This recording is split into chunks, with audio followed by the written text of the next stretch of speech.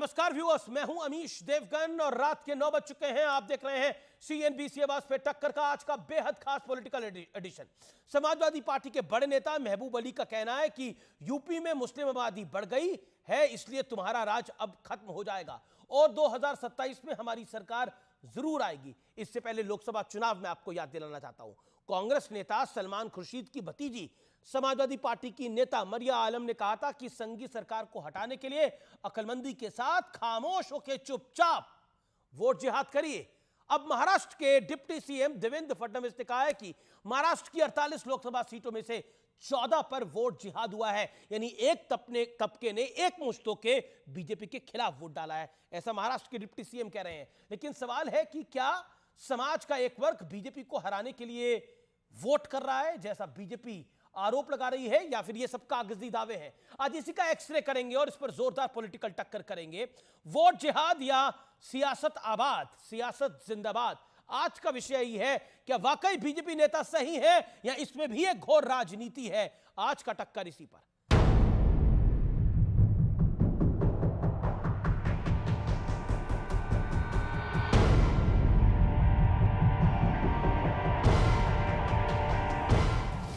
तुम्हारा राज खत्म हो जाएगा, आबादी बढ़ रही है मुसलमानों की इतनी, और आगे सत्ता में आ जाएंगे। ये काम तो मुगलों के बस की नहीं, जो 850 साल हुकूमत कर रहे हैं, उनकी हैसियत कुछ नहीं हुई। 2027 के अंदर आप जाएंगे जरूर और इंशाअल्लाह हम आएंगे जरूर।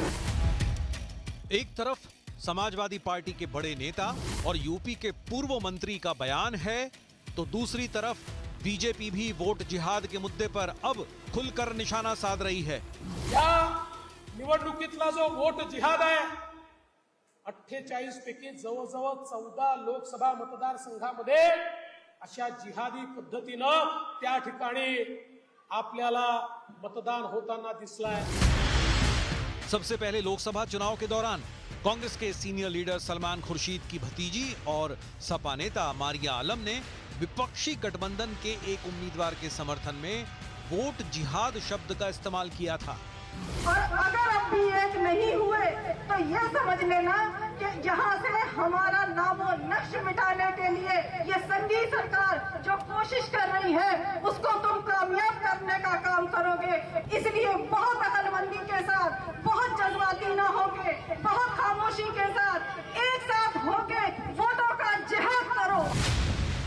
इस बीच योगी आदित्यनाथ ने भी कांग्रेस पर जोरदार हमला किया है। कहते हैं कि राम के लिए भूमि नहीं होनी चाहिए, कृष्ण के लिए भूमि नहीं होनी चाहिए, भूमि तो केवल वक्फ बोर्ड के लिए होनी चाहिए। उधर महाराष्ट्र सरकार ने एक बड़ा फैसला लेते हुए गाय को राज्य माता का दर्जा दे दिया। संत समाज इस फैसले की तारीफ कर रहा है, लेकिन उद्धव गुट के नेता इस पर सवाल उठा रहे हैं। हमको प्रसन्नता है कि एकनाथ शिंदे नाम के इस व्यक्ति ने आज प्रस्ताव के द्वारा, कैबिनेट के प्रस्ताव के द्वारा गाय को माता कह करके संबोधित कर दिया। जिस चीज के लिए मां तरस रही थी वो काम एकनाथ शिंदे ने करके दिखा दिया। गाय माता का श्राप ही आपको इस बार हरवाएगा। जनता को मत सिखाओ, विकास के मुद्दे पर बात करो। लेकिन सबसे बड़ा सवाल है, क्या वाकई धर्म के नाम पर वोट जिहाद हो रहा है या इसे बेवजह सियासी मुद्दा बनाने का प्रयास हो रहा है? आज इसी पर होगी देश की सबसे बड़ी पॉलिटिकल डिबेट। लोकतंत्र की लड़ाई मजहब पर आई और लोकतंत्र की लड़ाई में मजहबी दांव का विश्लेषण। मैं महबूब अली का बयान आपको दिखाता हूं, जो कि 29 सितंबर 2024 को दिया गया। अब मुस्लिम आबादी बढ़ गई है, 2027 में यूपी से बीजेपी की सरकार का जाना तय है। अब मैं अप्रैल 2024 में लेके चलता हूं। संघी सरकार को हटाने के लिए अक्लमंदी के साथ खामोश होकर वोट जिहाद कीजिए। मरिया आलम समाजवादी पार्टी की नेत्री, देवेंद्र फडणवीस उप मुख्यमंत्री महाराष्ट्र के 1 अक्टूबर 2024 को, यानी आज के दिन कहते हैं, महाराष्ट्र की 48 लोकसभा सीटों में से 14 सीटों पर वोट जिहाद देखा गया है। अब फडणवीस के दावे का एक्सरे करना जरूरी है, पड़ताल करना जरूरी है। दक्षिण मुंबई सीट में अरविंद सावंत की जीत भायकला क्षेत्र जो कि मुस्लिम बहुल है, वहां पर उद्धव गुट के अरविंद सावंत को वोट पड़े 86,883 और यामिनी यादव जो कि शिंदे गुट की थी उनको वोट पड़े 40,813। यानी मुस्लिम बहुल इलाके में शिवसेना उद्धव गुट को वोट पड़ रहे हैं। अब मैं आता हूं किरीट सोमैया की बात के ऊपर, जो उनका दावा है।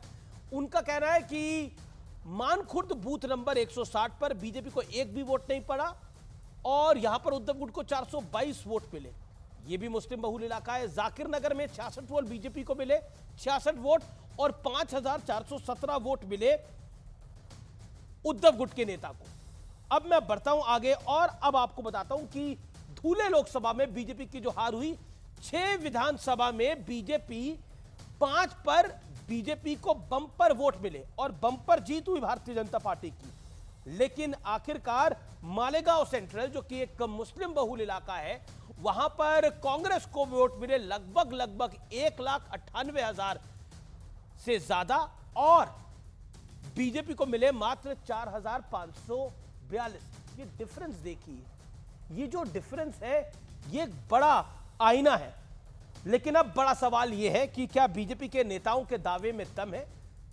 क्या बीजेपी के नेताओं के दावे में दम है जो बार बार बीजेपी कह रही है कि वोट जिहाद हुआ है और कई इलाकों में हुआ है, महाराष्ट्र में हुआ है, यूपी के कई इलाकों में ऐसा हुआ है। मेरे साथ गौरव भाटिया हैं, मेरे साथ सुभ्राष्ट्रा हैं, मेरे साथ विवेक श्रीवास्तव है, मेरे साथ आनंद दुबे हैं, मेरे साथ अमीक जमई साहब हैं। उनका भी स्वागत है जो कि प्रवक्ता है समाजवादी पार्टी के। मैं सबसे पहले, क्योंकि बीजेपी से यह प्रश्न है, गौरव भाटिया आप ही को देता हूं 50 सेकंड। आखिरकार आपके वरिष्ठ नेता है देवेंद्र फडणवीस, वो कह रहे हैं कि महाराष्ट्र में वोट जिहाद हुआ है। समाजवादी पार्टी के नेता हैं महबूब अली, विधायक हैं, वो कहते हैं कि जब मुस्लिम आबादी बढ़ जाएगी तो 2027 में बीजेपी की सरकार को जाना ही होगा। देखिए, ऐसा है कि जब भारत की जनता नरेंद्र मोदी जी को आशीर्वाद देती है और उत्तर प्रदेश की जनता योगी जी को आशीर्वाद देती है, तो कोई है नहीं माइका लाल जो कि हमारी सरकार पुनः 2027 में उत्तर प्रदेश में बनने से रोक सके। लेकिन यहां सवाल बहुत बड़ा है।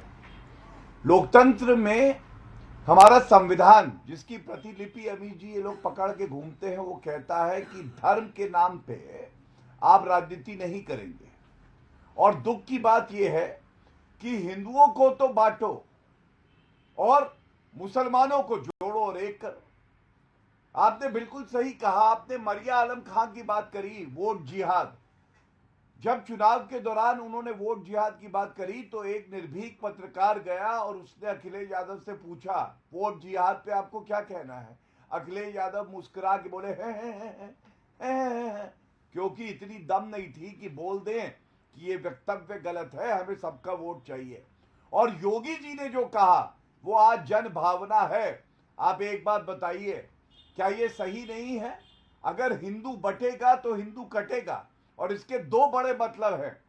सबसे पहले, अगर आप वोट जिहाद की बात करते हैं, जिहाद की बात करते हैं, आतंकवादियों का समर्थन करते हैं, तो ये चिंता का सबब है सभी उन सहिष्णु हिंदुओं के लिए भी जो कानून का पालन करते हैं। और दूसरी बात, आप जब वोट जिहाद कहते हैं भर भर के आओ और वोट डालो धर्म के आधार पे, तो क्या गलत बात है? जिस दिन ये हिंदू सोच लेगा अमीर जी, तो इनका सुपड़ा साफ हो जाएगा। पूरे भारत में एक सीट नहीं आने वाली है। और इसीलिए योगी जी ने जो कहा है, मैं समझता हूं बिल्कुल सही कहा है, राजनीतिक दृष्टि से, संवैधानिक दृष्टि से और धर्म के लिहाज से भी। और आज अखिलेश यादव को चाहिए पूरे देश से, उत्तर प्रदेश से माफी मांगे कि एक पूर्व मंत्री, उसकी हिम्मत कैसे होती है कहने की कि मुसलमान एक हो जाएंगे और जो बाकी हिंदू है उनके लिए क्या अखिलेश यादव के मन में कोई स्नेह नहीं, कोई सम्मान नहीं? जी, मैं रुक करता हूं अमीक जमई का। अमीक जमई, गौरव भाटिया ने कुछ बातें बोली। देवेंद्र फडणवीस ने आज बोला कि वोट जिहाद हुआ है और दक्षिण मुंबई की सीट पर, इसके अलावा धुले लोकसभा सीट पर, ऐसी कई सीट्स हैं जहां पर लोकसभा में एक पैटर्न देखने को मिला है। बीजेपी के नेताओं के दावे में कितना सत्य और तथ्य आपको दिखाई दे रहा है? दूसरा, आपके नेता कह रहे हैं कि अब मुस्लिम आबादी बढ़ गई है, 2027 में बीजेपी की सरकार चली जाएगी, इसके मायने क्या है? अमीश देवगन जी, देखिए, आप तो बहुत ही गंभीर पत्रकारों में गिने जाते हैं इस देश के अंदर। दो बातें कहना चाहूँगा। गौरव भाटिया जी कल बोलेंगे हरियाणा हम हार गए, वहाँ वोट जिहाद हो गया। भैया जम्मू एंड कश्मीर में हम हार गए, वहाँ वोट जिहाद हो गया। वहाँ तो वो कहेंगे कि पाकिस्तान ने जितवा दिया जम्मू एंड कश्मीर में। हमारा ये कहना है, ये जो हार का सिलसिला है गौरव भाटिया जी, कोई भी जुगत लगा लो, कोई ताकत भारतीय जनता पार्टी को हरियाणा में, कश्मीर में हारने से रोक नहीं सकती है। नंबर 1, क्योंकि आपने कमज़ोरों, युवाओं, महिलाओं, इनके साथ जो आपने ज्यादती करी है, जो आपने जुल्म करे हैं, वो पूरा देश जानता है। किसानों के साथ जो कुछ हुआ है। आदरणीय महबूब जी के बारे में आपने बात करी, उत्तर प्रदेश के बहुत बड़े नेता रहे हैं, बहुत लंबा उनका एक इतिहास है। वो जो वीडियो है वो मेरे पास भी है। हमारे जो जाकिर हुसैन जो जिला अध्यक्ष हैं वहाँ के, आज उन्होंने वो वीडियो भेजा, क्योंकि मैं भी जानना चाह रहा था कि महबूब अली साहब ऐसी बात कैसे बोल सकते हैं।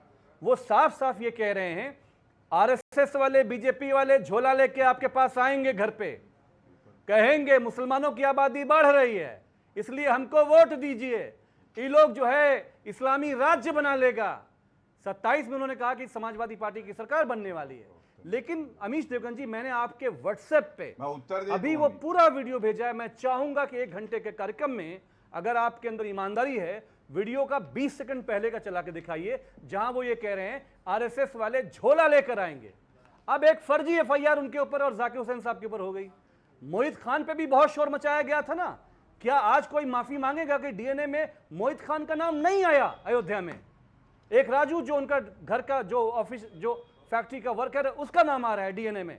तो क्या आप जल्दबाजी में समाजवादी पार्टी नहीं, पर मोहित खान को क्लीन चिट तो अभी तक नहीं मिली है, प्रशासन ने नहीं दी है। पॉइंट नंबर 1, एक सेकंड गौरव भाटिया, ओके, आपने अपनी बात को रखा। गौरव भाटिया, अब आपकी टर्न है। किसका नाम आया? ओके, एक सेकंड। मोहित खान को क्लीन चिट नहीं मिल रही है, उनका आपने सही कहा, उनके नौकर का डीएनए मैच हुआ है। लेकिन अगर कानून के हिसाब से एक का भी डीएनए मैच हो जाता है तो आरोपी हो जाता है। लेकिन क्योंकि वो एक माइनर से रेप का मामला है, माइनर से रेप का मामला है, लेकिन राजू खान मोहित खान का नौकर था, उसने ये गलत हरकत करी। और आपको लगता है माफी इसमें बाकी लोगों को मांगनी चाहिए? क्या आपको लगता नहीं है ये वाकई ये इंसानियत का तकाजा भी नहीं है? लेकिन फिर भी वीडियो दोबारा मैं एक सेकंड, मैंने वीडियो को कल भी देखा है, आज भी देखा है। जो बोला है महबूब अली ने वो आपके समक्ष है। अब आप बोलेंगे कि उनका पूरा आधे घंटे का भाषण चला दे तो पॉसिबल नहीं है सर। लेकिन गौरव भाटिया वो कह रहे हैं कि उससे पहले वो संघियों से सावधान रहने के लिए कह रहे हैं। लेकिन राहुल गांधी ने भी संघियों को लेकर एक बड़ा बयान दे दिया है। गौरव भाटिया, देखिए, सबसे पहले तो डीएनए टेस्ट की बात करी तो मैं पेशे से वरिष्ठ अधिवक्ता हूं, कुछ बता देता हूं, सारे दर्शक जो है वो जानना चाहेंगे। डीएनए टेस्ट करवा लो, वो भी पीड़िता का। राजनीतिक तौर पे अखिलेश यादव जो कि पूर्व मुख्यमंत्री रहे हैं, क्या ये भाषा सही है? पीड़िता को शेमिंग करना और आरोपी के साथ खड़े रहना, आज भी वो आरोपी हैं। और हमें तो न्यायालय से उम्मीद है, आप जो रिपोर्ट आई उस पे बोलिए। अभी जी आप चुप कराइए, फिर मैं बोलता हूं। नहीं, देखिए ये विषय अब विचाराधीन है। मुझे लगता नहीं है कि एक माइनर से रेप का मामला है, इसको इस पॉलिटिकल मडस्लिंगिंग में लेके आना चाहिए। मेरा बस निवेदन ये। Okay, make your point Gaurav Bhatia. 40 second left, then Amit Jamai साहब। एक लाइन बोल के जो आज मुख्य मुद्दा है उस पे आ जाता हूं। लेकिन ये ऐसा मसला है, इस पे ये लाइन बोलनी बड़ी आवश्यक है। तमाम ऐसे आपको कन्विक्शन दिखा दूंगा रेप केसेस में, खासकर पॉक्सो में, जहां पीड़िता का बयान अपने आप में पूरी तरह से साक्ष्य माना गया है। डीएनए टेस्ट को दरकिनार करते हुए कोर्ट ने उसको सजा दी है जो आरोपी है। अब आते हैं मेन मुद्दे में। जी यस, हाँ बिल्कुल। अब मेन मुद्दे पे आते हैं। आप याद करिए, यही समाजवादी पार्टी के अखिलेश यादव 2024 के लोकसभा में कह रहे थे नरेंद्र मोदी जी प्रधानमंत्री नहीं बनेंगे, बन गए। मैं आपके चैनल पे कह रहा हूं, हरियाणा में और कश्मीर में समाजवादी पार्टी का क्या अस्तित्व है, इनकी क्या हैसियत है? कुछ नहीं। हम तो वहां सरकार बना के दिखाएंगे और नया कीर्तिमान बनाएंगे, हरियाणा में हैट्रिक लगाएंगे। इसलिए जब आप वहां है ही नहीं तो कोई औचित्य नहीं है उस पर आप बात करें। लेकिन बड़ी बात क्या है, अखिलेश यादव की राजनीति है मुसलमानों से प्यार, हिंदुओं पर वार। हिंदुओं के लिए वो ये कहते हैं कहीं कंकड़ रख दो, कहीं एक झंडा लगा दो मंदिर बन जाता है। हमारी भावनाओं को रोज आहत करते हैं, लेकिन मुसलमानों के लिए जालीदार टोपी पहन के, आप देखिए अखिलेश यादव हिंदू हैं, लेकिन इफ्तार पार्टी मुख्यमंत्री आवास पे चलती थी जब ये मुख्यमंत्री थे। मतलब आपको मुसलमानों का वोट चाहिए, हिंदुओं का नहीं, और इसीलिए आपके नेता ऐसे बयान देते हैं। अमित जमाई, और मैं आज Amit Jamai has a right to reply, Amit Jamai has a right to reply. नहीं अभी जी, बस ये बात कह के अंत करूंगा जी, मैं अंत करूंगा। हिंदू एक हो जाएंगे, हिंदू जब एकजुट होके वोट डालेंगे ना, अंडा सीट आएंगी इनके नेस्त नाबूद कर देंगे। लेकिन गौरव जब आप ये बात बोलोगे और जब महबूब अली या फिर मरियम आलम एक बात बोलेंगी तो उसमें फर्क क्या रह जाएगा? कि आप बोलेंगे हिंदू एक हो जाएगा, वो बोलेगा कि वोट जिहाद होगा, तो फर्क क्या है दोनों के अंदर? एक ही बात है ना फिर तो। आप बोलते हैं हिंदू एकजुट हो जाए, वो बोलेंगे मुस्लिम एकजुट हो जाए, बात नहीं है। नहीं एक ही बात हो गई ना, एक्शन का रिएक्शन आप कर रहे हैं। ओके अमित जमाई, अमित जमाई बिल्कुल एक बात नहीं, मैं आपको बताता हूं। नहीं एक सेकंड गौरव अमित जमाई की टर्न है, मेरा निवेदन है। अमित जमाई, आदरणीय मुख्यमंत्री योगी आदित्यनाथ जी रोज बोलते हैं बटोगे तो कटोगे, बटोगे तो कटोगे। क्या मुसलमानों को जोड़ने की बात कर रहे हैं आप? जाहिर सी बात है कि आप धार्मिक ध्रुवीकरण कर रहे हैं चुनावी राजनीति के लिए। आप हरियाणा कश्मीर हार रहे, इसमें हमारी क्या गलती है? आपने कश्मीर को तहस नहस किया, आपने उसका राज्य का दर्जा छीना, आपने कश्मीरियत दफन कर दी, आपने इंसानियत दफन कर दी एक मित्र के लिए कि कैसे कश्मीर की जमीनें कब्जा हो जाए दोस्त के लिए। आपने वहां पे जो है पूरा कश्मीर बर्बाद कर दिया। अब हारने जा रहे हो तो उसके लिए माननीय अखिलेश यादव जी जिम्मेदार है। हमारा सिर्फ यही कहना है गौरव भाटिया जी, समाजवादी लोग धर्म जाति की राजनीति नहीं करते हैं। पीडीए जो है पिछड़ा, अन्य पिछड़ा वर्ग, दलित समाज, अल्पसंख्यक मिला के 80% होता है। ये जो अप्रैल 2024 में बयान दिया था आपकी नेत्री मरिया आलम ने ये क्यों कहा था कि वोट जिहाद कीजिए, चुपचाप वोट जिहाद कीजिए, ये क्यों कहा था? अब आप कह रहे हैं कि महबूब अली की आप पहले की बाइट देखिए, उन्होंने क्या बोला था और अब क्या बोला है। ये बोला कि नहीं बोला कि अब मुस्लिम आबादी बढ़ गई है, 2027 में इनकी सरकार जाएगी और हमारी सरकार आएगी इंशाल्लाह। उन्होंने ये कहा कि ये नहीं उन्होंने कहा नहीं उन्होंने ये कहा ये भाजपाई आरएसएस वाले आएंगे झोला लेकर, कहेंगे मुसलमानों की आबादी बढ़ रही है, कहेंगे इस्लामी राज आ जाएगा, ये बातें समझाएंगे। तो आप ही के प्रवक्ता ने पहले बोला कि हम इस बयान से सहमत नहीं है। सुनील यादव, बयान सुन लीजिए उनका। ये बयान है ही नहीं। उन्होंने बोला बयान से सहमत नहीं हूं, कट्टर नेता ये तो लेट आपको रियलाइज हो रहा है फिर। Okay Gaurav Bhatia quick reply, then Anand Dubey and Subrashtra. Okay Gaurav. देखिए अमीर जी, आपने मुझसे एक बात कही, आपने कहा कि फर्क क्या है। फर्क ये है, मैं आपको बता दूं, जो भारतीय है, खासकर हिंदू है, वो देश के लिए अपना सर कटवा देगा, लेकिन अब हिंदू तैयार नहीं है कि सर तन से जुदा के नारे लगे और सर तन से जुदा हो जाए। ये फर्क है। मोदी जी ने मुसलमानों के लिए क्या किया है मैं आपको बताता हूं, साथ में लेके चलने का जज्बा है।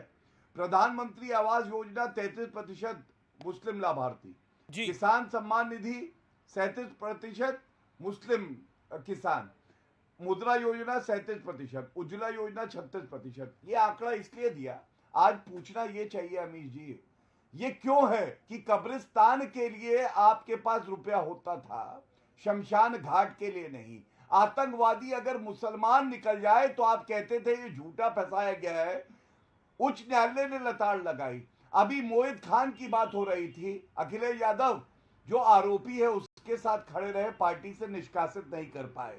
एक मौलाना नजीर था, मुजफ्फरनगर दंगे का आरोपी था, चार्टर प्लेन भेज के उसको बुलाया। इन सारी बातों में आपको मालूम है समानता क्या है? मुसलमान अगर मुसलमान है तो वो हिंदू का गला काट दे, आतंकवादी बन के बम ब्लास्ट कर दे, अखिलेश यादव की जालीदार टोपी को खून की छींटों से रंग दे, कोई फर्क नहीं पड़ता। ये बताओ कि केवल और केवल उनको चाहिए वोट, और इसीलिए मैंने कहा वोट की चोट जनता देगी। अखिलेश यादव हो चाहे राहुल गांधी हो, इन सबको इनकी हैसियत। विवेक, क्या आपको लगता है कि ये वोट जिहाद 2024 के लोकसभा चुनाव में हुआ है जो देवेंद्र फडणवीस बात बोल रहे हैं? अरविंद सावंत के केस में वोट जिहाद की नहीं मानखुर्द बूथ नंबर पे धुले लोकसभा सीट पर जी नहीं मैं बताता हूं 14 लोकसभा सीटों में महाराष्ट्र में हुआ है यूज करके हम असल में नहीं वो ठीक है। देखिए जिहाद शब्द यूज करके हम इसको एक गलत रंग दे रहे हैं। मेरा ये मानना है कम्युनिटीज को, लोगों को यह निर्णय करने का अधिकार है मुल्क में कि कौन सी पार्टी उनके लिए अच्छी है कौन सी बुरी। एक समय था जब यहाँ पे जितने भी हमारे SC ST वोटर्स थे, खासकर SC वोटर थे, जाटव कम्युनिटी खासकर, वो बहुजन समाज पार्टी से और मायावती जी से लगाव रखती थी। एक तरफा वोट पश्चिमी उत्तर प्रदेश का उधर जाता था। बैकवर्ड कम्युनिटीज के दो नेता जो उठ करके उभरे नेशनल लेवल पे, माननीय मुलायम सिंह यादव जी और लालू प्रसाद, दे वर द चैंपियंस। और जब पूछा गया लालू प्रसाद जी से, जब उनका कार्यकाल खत्म हुआ मुख्यमंत्री का, कि आपकी अचीवमेंट है क्या, ये प्रश्न पूछा उनसे, तो उन्होंने बोला मेरी एक अचीवमेंट ये है कि सोशल जस्टिस में अब बाबू साहब की बराबरी हम भी कर सकते हैं। तो communities have a right to decide कौन सी पार्टी उनके लिए अच्छी या बुरी है। भाई मेन बात तो यह है कि मुसलमान इस देश का ऐसा सोच क्यों रहा है कि एक पर्टिकुलर पार्टी उनके लिए अच्छी नहीं है, या उनके आने पर अन्याय होगा मुसलमानों के साथ। ये इसके ऊपर भी तो डिबेट हो। ये इसलिए क्योंकि भाजपा और संघ परिवार का नैरेटिव मुसलमानों को नीचा दिखाने का, माइनॉरिटीज के प्रति इनका एटीट्यूड, जिस तरीके का वक्तव्य ये देते हैं, जिस तरीके से इस्लाम पे, कुरान पे हमले होते हैं, जिस तरीके से प्रमोशन पॉलिसीज में एक तरफापन ये दिखाते हैं, उससे डिस्क्रिमिनेशन हो रहा है मुसलमानों, भगवत गीता पे हमले होते हैं तो वो कंसोलिडेट होकर के एक तरफा वोट इनके खिलाफ देंगे। अब इसमें गलती आपकी है ना, एक तरफा कोई किसी को वोट करे वो उसका अधिकार है, लेकिन नेता अगर बोले वोट जिहाद करे, जी नेता बोल रहे हैं ना वोट जिहाद करने के लिए। देखिए अब मैं भैया, अब जिहाद शब्द आएगा, हम उसको एक गलत रंग दे रहे हैं कि जिहाद शब्द आ गया। क्यों कैसे गलत रंग दे रहे हैं? हम कहते हैं लेफ्ट नेता, वाले। ओके सुब्राष्ट्रा, सर सुब्राष्ट्रा, ये सब नेताओं की, ये सब एनालिस्ट की गलती है, वो उसको गलत रंग दे रहे हैं। जो मरिया आलम ने बोला, उन्होंने बहुत अच्छे रंग के लिए बोला था कि चुपचाप जाके वोट जिहाद करिए। उन्होंने तो अच्छे ढंग के लिए बोला। महबूब अली ने भी अच्छे ढंग से बोला। उनकी 50 मिनट की पूरी बाइट दिखाते तो पता लगता है उनका मतलब क्या है। ये तो मतलब समझने वालों की गलती है। लेकिन okay you made your point Vivek you got your point. Subrashtra, अब सुब्राष्ट्रा के बीच में नहीं ना, सुब्राष्ट्रा 40 सेकंड।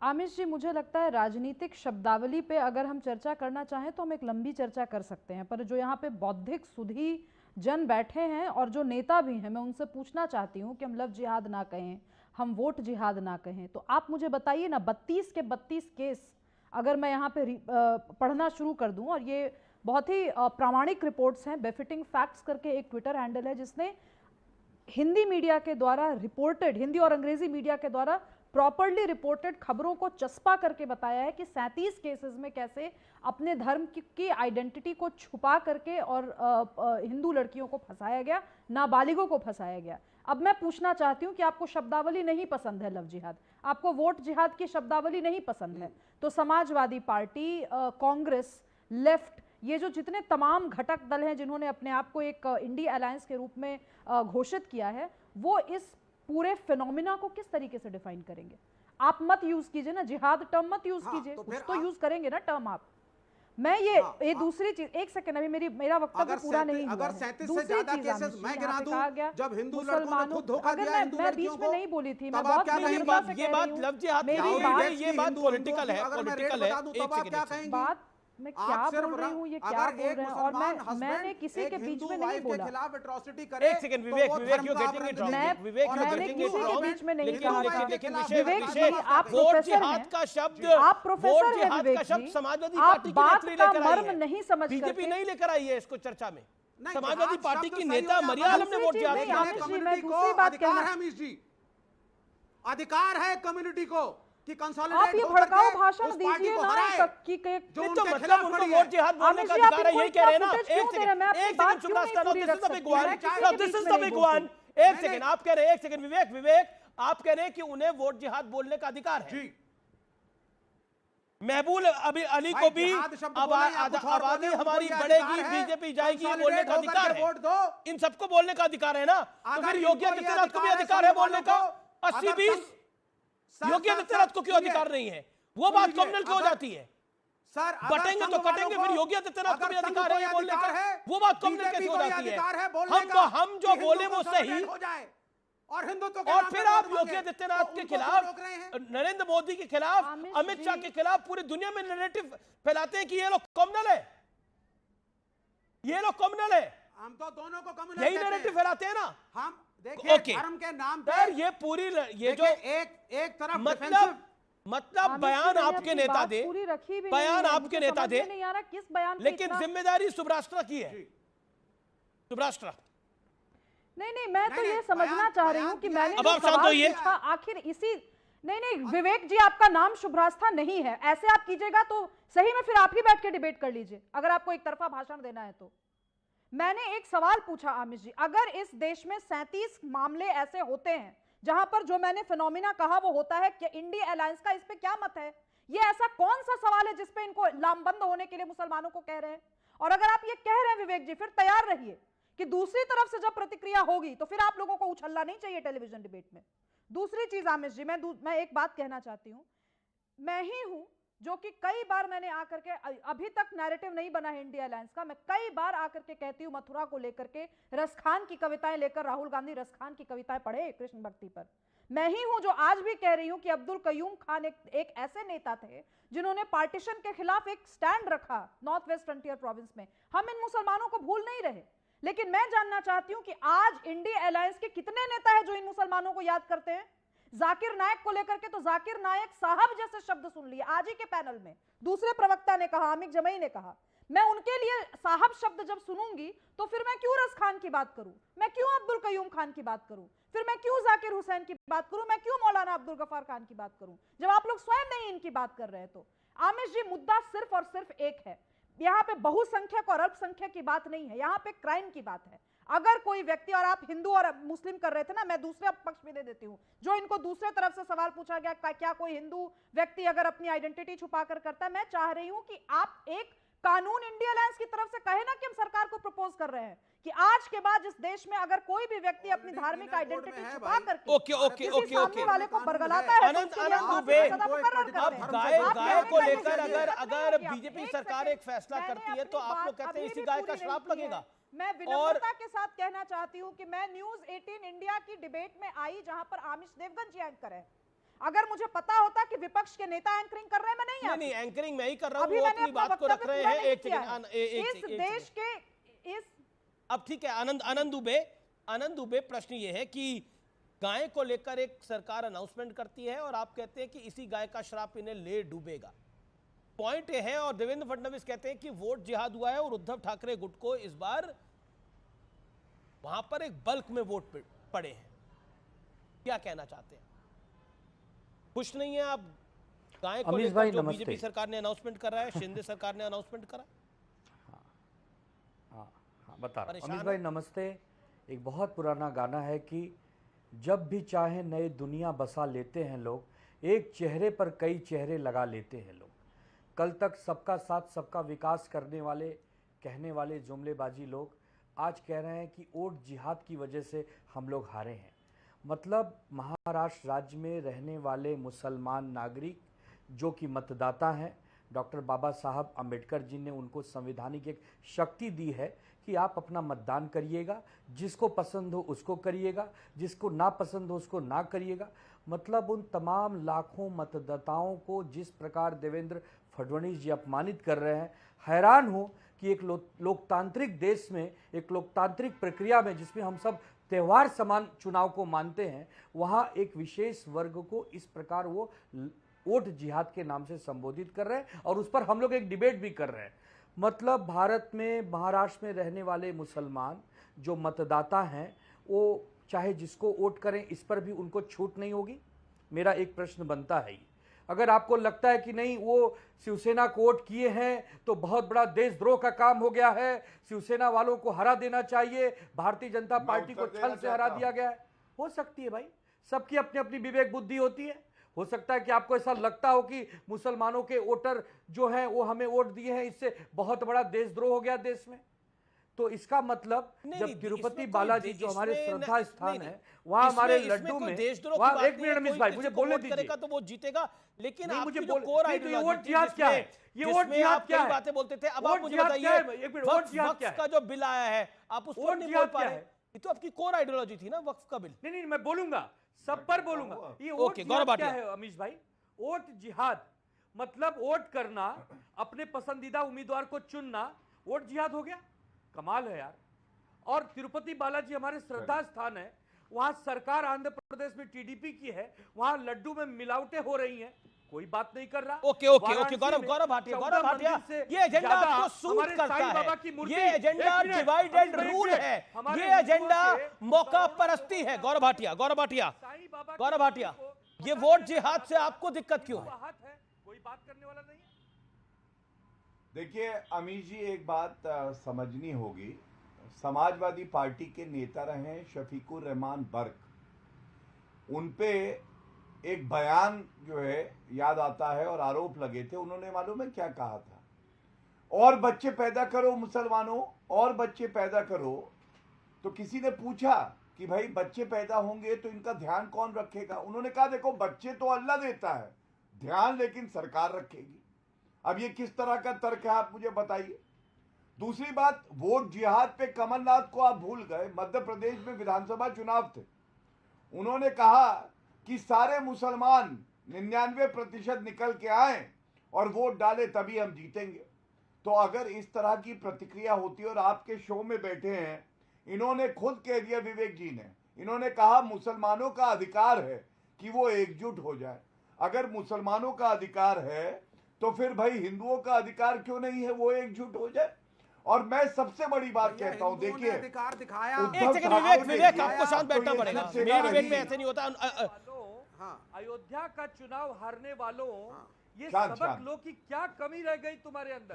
न हिंदू तुम्हारे साथ है, न मुसलमान ये तुम्हारे गलत बात साथ है अमीश जी, तो ये कोई तरीका कमी है ठीक कि नहीं। नहीं? आत्मचिंतन करो, आत्मचिंतन अब ये करो। पंच आएगा, अमीश फिर भाई, इनको हमें भी दर्द होगा। समझ दिया सुनिए, करो, हम अपनी बात बीच में रखें। मत बोलिए, बीच में मत बोलिए। कूदने से आपका कद नहीं बढ़ेगा बल्कि घट जाएगा। लोग समझ जाएंगे आप बौने हैं। चुप हो जाइए। अब देखिए अमीश जी, मैं आपको बड़ी पीड़ा के साथ एक बात कहता हूं। श्रद्धेय बाला साहब ठाकरे कहलाते थे हिंदू हृदय सम्राट। उनका बेटा उद्धव ठाकरे कहलाता है जालीदार टोपी मुस्लिम सम्राट। और मैं क्यों कहता हूं, मैं आपको वजह बताता हूं। इन पे अभी पूछिए वक्फ एक्ट पे इनका क्या स्टैंड है, बता नहीं पाएंगे। एनआरसी का विरोध करेंगे, सीए का विरोध करेंगे। और अगर हिंदुओं की हम आज बात करते हैं तो ये मुसलमानों की बात करते हैं। किसी ने कभी सोचा था बाला साहब ठाकरे जी की औलाद नफरत करेगी हिंदुओं से और केवल तुष्टीकरण की राजनीति करेगी? ओके, आनंद दुबे सुनो, बाला साहब ठाकरे ने क्या कहा था बता दूं आपको। तो मुझे एक बात बताइए अमीश भाई, बाला साहब ठाकरे ने कहा था जेपीसी में जब वक्फ बोर्ड का मामला गया है तो इसमें इनका क्या रोल है? जेपीसी के रिपोर्ट के पहले कोई फैसला देना चाहते हैं क्या गौरव भाटिया जी? गौरव भाटिया जी, आप महाधिवक्ता है ना? नहीं, आप मुझे बताइए, चलिए चल रहे मामले पर कोई फैसला देना चाहते हैं? आप जेपीसी के पहले कोई फैसला देना चाहते हैं? हो रहा है, समर्थन करते हैं। मैं पूछ रहा हूं आपसे, बताइए अमीश भाई। बोलिए, मैंने सवाल पूछा। अमीश भाई बताइए, पहले मुझे इनका स्टैंड जानना है। भाई नहीं आएंगे, पहले मुझे इनका स्टैंड जानना है, इनकी पार्टी का स्टैंड जानना है।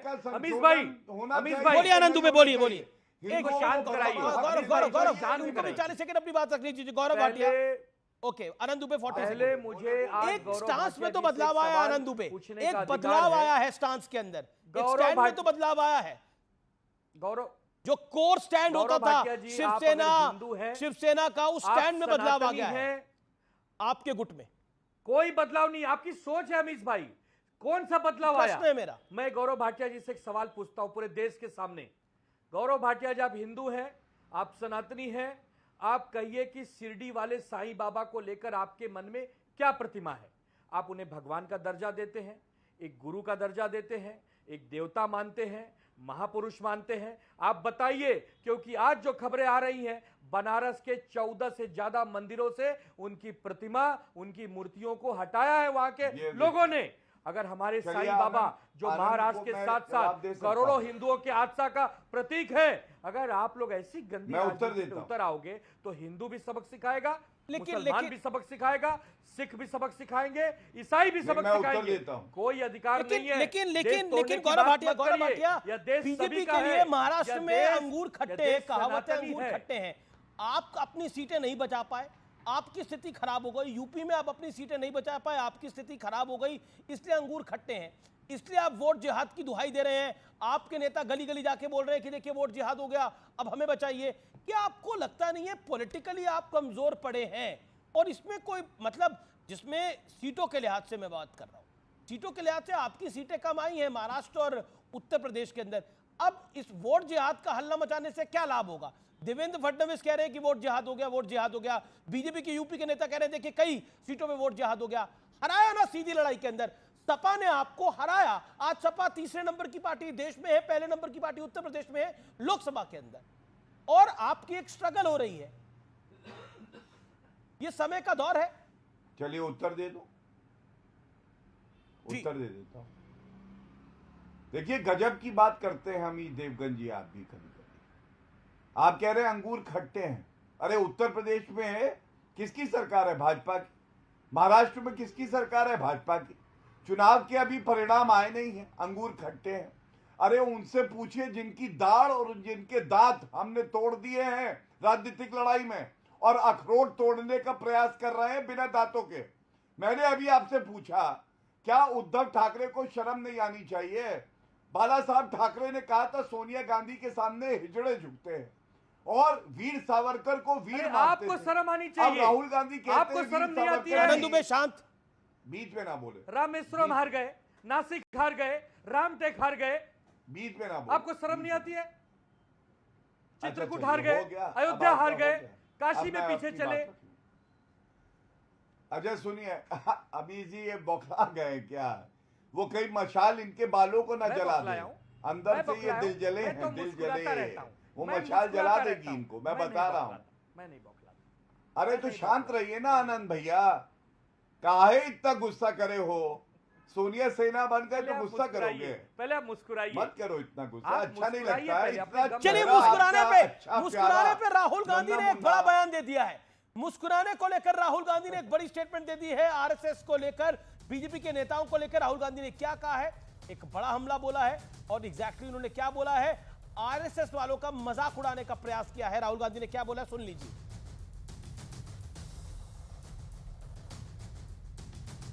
आरएसएस वाले कभी हंसते हुए आपको नहीं दिखेंगे, हर जगह मुंह बनाकर घूमते रहते हैं, ये कहा है। क्या बोला एग्जैक्टली राहुल गांधी ने, सुन लेते हैं। कहीं मैं सड़क पे जाता हूं, मुझे दो तरीके के लोग दिखते हैं। एक ऐसे मुस्कुराता है, खुश रहता है, चेहरे पे मुस्कान होती है, मैं कहता हूं कांग्रेसी। और एक मुझे ऐसे दिखता है, मैं कहता हूं आरएसएस। ये छुपनी बातें, ये कभी कभी आ जाते हैं पार्टी में, बेस बदल के आ जाते हैं, मैं बस देखता हूं इनको। आरएसएस। गौरव भाटिया, आपका रिएक्शन? हाँ देखिए, राहुल गांधी को भारतीय राजनीति में एक मस्करा माना जाता है, अपरिपक्व नेता माना जाता है। और राहुल गांधी और कांग्रेसियों के लिए जनता पता क्या कहती है? तुम इतना जो मुस्कुरा रहे हो, क्या गम है जिसको छुपा रहे हो? क्या ये बहुत कांटा जोर अभी के तो लगा विवेक जी है? मुस्कुरा रहे हैं, दिल में चोट लगी है। मैं हंस भी रहा हूं, मुस्कुरा भी रहा हूं। राहुल जी ने बात ही कहेंगे कि मुस्कुराहट जिहाद है, ये मुस्कुराहट जिहाद है। अब ये लोग कहेंगे कि मुस्कुराहट जिहाद है भाई। चलिए मैं अपनी बात पूरी कर लूं अमीर भाई। मुस्कुराहट अभी जिहाद मैं है, बात पूरी कर लूं। मतलब इसको तो बख्श दीजिए। ओके, मुस्कुराहट जिहाद भी ले आए। अच्छा मैं अपनी बात पूरी कर लूं अमीर जी। हाँ गौरव, आप अपनी बात अमीर भाई, पूरा ये क्या करिए, बात पूरा है? करिए। ये तो तरीका वो कह रहे हैं हंसने वाले लोग कांग्रेस के होते हैं, हंसने वाले लोग कांग्रेस के होते हैं, आरएसएस के लोग सीरियस रहते हैं। आरएसएस के लोग सीरियस रहते हैं, और मोदी जी की टीम भी सीरियस रहती है, लेकिन कांग्रेस के लोग मुस्कुराते हैं, खुश रहते हैं। देखिए दो बातें कहूंगा। आरएसएस के पैरों के जूते की धूल नहीं है राहुल गांधी, और जो गंभीर व्यक्ति होता है, जो परिपक्व होता है, वो अक्सर गंभीर होता है। लेकिन राहुल गांधी ने इस देश को जितना हंसाया है ना, उतना किसी ने नहीं हंसाया। उनके बचकाने बयान, उनकी बातें, आप जानते हैं कि अगर पोगो चैनल पे कोई व्यक्ति फिट बैठता है तो वो राहुल गांधी है। ओके और विवेक इसीलिए वो समझते हैं कि अमित जमाई भी कुछ ये गलत है। देखिए गौरव भाई, ये गलत है। लीडर ऑफ ऑपोजिशन है, कुछ तो रिस्पेक्ट आपको देनी चाहिए। क्या गलत और ये है? सच्चाई RSS है। की निकल संघ जलाने परिवार के वाली सारे तस्वीर याद है? गंभीर चेहरे, विवेक भाई याद है? निराशावादी, लटका हुआ फेस, एक बात बताइए, मुसलमानों से डर, ईसाइयों से डर। ये सिख पगड़ी नहीं पहन सकता भारत में, ये एक कहने सेकंड, वाला गौरव, नेता गौरव, कैसा है? इत्मीनान से। हाँ, ओके बताइए, आप विवेक। सहमत हैं इस बात से? नहीं, ये सवाल देखिए सीधी सी बात है गौरव भाई, पहले तो वो लीडर ऑफ ऑपोजिशन है तो थोड़ा उनको इज्जत दीजिए जैसे हम प्रधानमंत्री को देते हैं। दूसरी बात, उन्होंने कुछ गलत नहीं कहा। कितने परेशान रहते हैं संघ वाले। मुसलमान देश के लिए खराब, ईसाई देश के लिए खराब, सिख देश के लिए खराब। इससे देश को बचाओ, उससे देश को बचाओ, इसको मारो, इसके खिलाफ डिस्क्रिमिनेट करो। निराशावादी रणनीति 24 घंटे जो आदमी तैयार करेगा। और सुब्राष्ट्रा, ये राहुल के बयान को आप किस तरह से लेती हैं? देखिए आमिश जी, राहुल गांधी ने हमेशा से संघ पर अटैक किया है, लेकिन ये तो नया नवेला अटैक है। पार्टी का इतिहास ऐसा तो खुद किसी नहीं पता पॉलिटिकल पार्टी के किसी नेता ने इतिहास में भी शायद नहीं करा होगा पब्लिक रैली के अंदर। बिल्कुल मुझे ध्यान में नहीं आता। बिल्कुल सही बात है।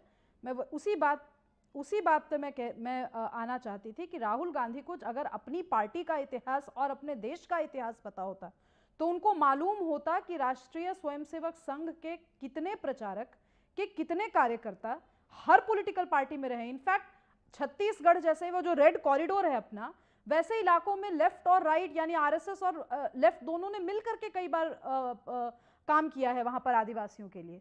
तो अब मैं राहुल गांधी की इस सोच पर मैं क्या कहूं।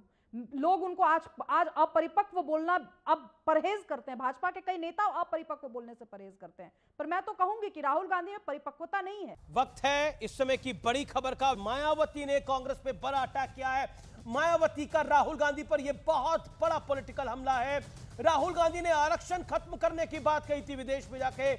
मायावती ने कहा है कि हरियाणा में आरक्षण विरोधी पार्टी को वोट ना दें। ये क्लियर कट बोला है, बसपा को वोट करें। आरक्षण विरोधी बीजेपी और कांग्रेस दोनों को हराना है। हम हरिजन हैं तो क्या बाकी क्या है, ये कहा है। मायावती का राहुल गांधी पर बड़ा हमला है। राहुल गांधी ने आरक्षण खत्म करने को लेकर एक बड़ी स्टेटमेंट दी थी। मायावती ने स्टेटमेंट दी है। मैं सीधा रुख करता हूं विवेक का। मेरे साथ अमीक जमाई भी है। अमीक जमाई, मायावती की स्टेटमेंट को आप कैसा लेते हैं? जी, हरियाणा के अंदर आरक्षण विरोधी पार्टी है कांग्रेस पार्टी। राहुल गांधी ने आरक्षण को खत्म करने की बात कही थी। इसको कौन सा जिहाद देखिए, कहेंगे? एक बात आदरणीय राहुल जी ने और माननीय अखिलेश यादव जी ने भारत के लोगों से, भारत के पीडीए से बहुत साफ कर दिया है कि जो अगली सरकार होगी इस देश में जातिगत जनगणना करवाना इंडिया अलायंस का काम है।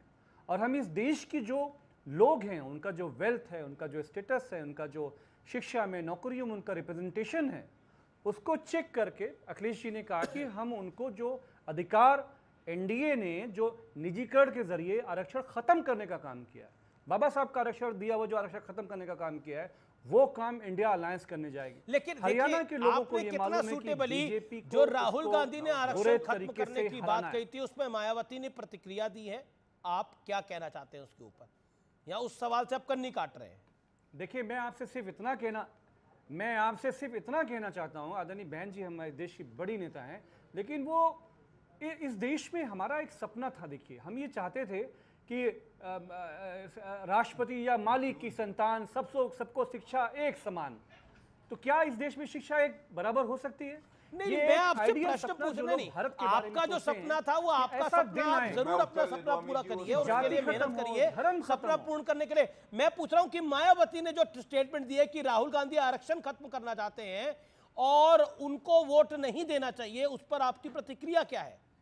क्योंकि अखिलेश यादव जी ने मेरे इंटरव्यू में खुद बोला कि मैं राहुल गांधी के पहले वाक्य से शामिल नहीं हूं, सहमत नहीं हूं, पहली लाइन से सहमत नहीं हूं।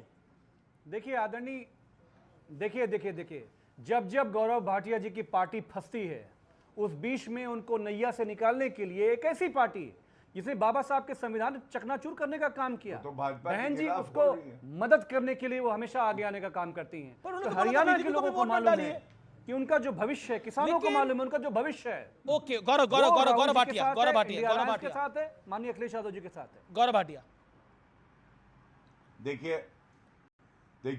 अमीर जी, चाहे कांग्रेस पार्टी हो चाहे वो समाजवादी पार्टी हो, ये लोग पिछड़े समाज के विरोधी हैं। और राहुल गांधी ने जो बयान दिया विदेशी धरती पर, आप जानते हैं उसका कितना आक्रोश है पूरे भारत में। अरे आरक्षण कोई खत्म करेगा नरेंद्र मोदी जी के रहते? है कोई बाईका लाल क्या? और संविधान की ये बात करते, अभी एक सवाल पूछ डालिए, आप इनसे पूछिए कि क्या जेएनयू और जामिया में जहां पे एससी एसटी को नहीं मिलता है आरक्षण, अखिलेश यादव कह पाएंगे कि हाँ वहां आरक्षण मिलना चाहिए? इनसे पूछिए एक बात, क्या ये कह पाएंगे कि कश्मीर में वाल्मीकि समाज को आरक्षण नहीं मिलता था जब तक अनुच्छेद 370 नहीं हटाया गया, अब मिल रहा है? लेकिन कांग्रेस पार्टी इनकी साथी है, वो तो बात करती है बहाल करने की, तो क्या बोलेंगे अखिलेश यादव उस पे? ये सब जो है दिखावा है। ठीक है Gaurav, you made your point. Okay Anand Dubey, आप तो श्राप देने का काम कर रहे हैं इनको। मैंने खुद आपकी बाइट सुनी। देखिए ऐसा है अमीश भाई, हम जब बचपन में, हाँ वही बता रहा हूँ, हम जब बचपन में छोटे होते हैं हमें सिखाया जाता है कि गाय हमारी माता है, गाय का सम्मान करो, गाय कहीं दिखे प्रणाम करो, कुछ हाथ में अगर भोजन है, चारा है, पानी, उन्हें पिलाओ खिलाओ। तो ये सरकार इसको भी योजना लेके आ रही कि गाय को माता मानिए। अरे आपके लिए मानना होगा, हमारे लिए दिल में है, हम कृष्ण भगवान को मानने वाले लोग हैं। कृष्ण भगवान और गाय माता तो हमें मत सिखाइए। चुनाव के समय क्यों लाते हो? एक सेकंड, वो कहते हैं हम गाय को माता मानते हैं। को माता मानने के लिए कहना पड़ रहा है, बड़े धिक्कार। कहना तो कर देते आप लोग, आपकी सरकार थी, 2.5 साल आप लोगों ने सरकार चलाई, तो गाय को माता मनवा लेते आप लोग। अरे तो हम तो मानते ही है ना, अरे हम तो गाय को माता मानते ही है। अब तो जिन साधु का नाम आप बार बार लेते थे वो भी एकनाथ शिंदे की तारीफ कर रहे हैं। वक्त एक अंतराल का हो चुका है, टक्कर में रुकेंगे एक ब्रेक के लिए, लेकिन ब्रेक के उस पार एक बड़ी ब्रेकिंग स्टोरी आपका कर रही है इंतजार। आप देख रहे हैं व्यूअर्स सीएनबीसी आवाज पे टक्कर का आज का एडिशन।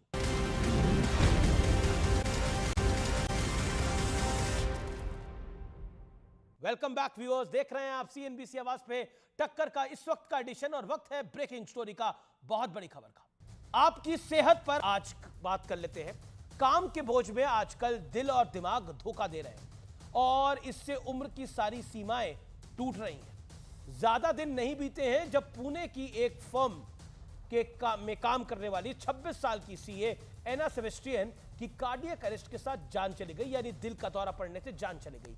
एना की मां का आरोप है कि एक्सट्रीम वर्कलोड, तनाव और दिल के दौरे की वजह बनी। इसके बाद लखनऊ में 45 साल की एक बैंक कर्मी ने वर्क प्लेस पर दम तोड़ दिया। इस मामले में भी यही दावा किया गया कि एक्सेसिव वर्क यानी एक्सेसिव वर्कलोड मौत की वजह बना। 2 दिन पहले नागपुर में आईटी कंपनी में काम करने वाले 40 वर्षीय एम्प्लॉय की टॉयलेट में दिल का दौरा पड़ने से जान चली गई। उत्तर प्रदेश के झांसी में एक फाइनेंस कंपनी में काम करने वाले 42 वर्षीय व्यक्ति ने सुसाइड कर लिया। पुलिस का दावा है कि वो 3 महीने से अपना पूरा टारगेट नहीं कर पा रहा था, इसलिए उसे लगातार नौकरी से निकालने की धमकियां मिल रही थी, इसलिए उसने अपने जीवन का अंत कर लिया। ये महज कुछ खबरें नहीं है, बल्कि ये एक ऐसा आईना है जो बताता है कि भारत की आबादी का एक बड़ा हिस्सा किस दिशा में आगे बढ़ रहा है। टारगेट का चक्कर, कंपटीशन की रेस, ज्यादा से ज्यादा प्रॉफिट हासिल करने की होड़ दिल की धड़कनों पर बहुत ज्यादा भारी पड़ रही है। ऑल इंडिया मैनेजमेंट एसोसिएशन के मुताबिक 53% भारतीय काम के बोझ और लंबी शिफ्ट के कारण तनाव में रहते हैं। वर्ल्ड हेल्थ ऑर्गेनाइजेशन और इंटरनेशनल लेबर ऑर्गेनाइजेशन की एक रिपोर्ट के मुताबिक 2016 में लंबी शिफ्ट करने से दुनिया भर में 7,45,000 लोगों ने स्ट्रोक और दिल की बीमारी की वजह से इस दुनिया को अलविदा कह दिया है। अंदाजा लगाइए 2024 में यह आंकड़ा कितना बढ़ चुका होगा। सवाल है कि इस वर्कलोड वाले तनाव का सामना कैसे किया जाए। फूड डिलीवरी ऐप स्विगी के सीईओ रोहित कपूर ने इसका बड़ा ही इंटरेस्टिंग जवाब दिया है। उन्होंने कहा है कि कुछ बनने के लिए सब कुछ त्याग देना गलत है। सक्सेस के लिए काम करते हुए पागल हो जाना जरूरी नहीं है। मेहनत से कोई नहीं भाग सकता, क्योंकि जीवन में कुछ भी आसानी से नहीं मिलता, लेकिन पागल होने की कीमत पर नहीं। यानी वर्क कल्चर में बदलाव स्थिति में सुधार का पहला कदम है। 9 घंटे की शिफ्ट में हर घंटे अपनी कुर्सी से उठकर कम से कम 10 मिनट का ब्रेक लीजिए, दोस्तों के साथ समय बिताइए, परिवार के साथ समय बिताइए और आखिरकार वर्कलोड ही है, उसको जीवन नहीं देना है। तो फिलहाल टक्कर के आज के एडिशन में इतना ही। उम्मीद है आज का कार्यक्रम आपको जरूर पसंद आया होगा। आपको मेरा नमस्कार, गुड नाइट। और कल 2 अक्टूबर है, इसलिए गांधी जी को जरूर याद करिएगा। नमस्कार।